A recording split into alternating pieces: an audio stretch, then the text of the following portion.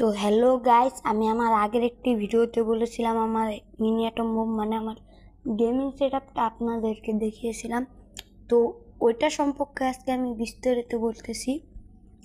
ওইটা আমি কিনছিলাম গ্যাজেট গার্ডেন থেকে, আর গ্যাজেট গার্ডেন তো নিয়ন্ত্রণ করে তালহা ভাই, গেমিং উইথ তালহা ভাই আমাদের গেমিং কমিউনিটির। তো ওইটা কিনতে আমার পড়ছিল হলো 2410 টাকা, আর MK 500 কোয়ালিটি, MK 500 মডেলে ছিল। ওটার নাম 5-in-1 গেমিং কম্বো।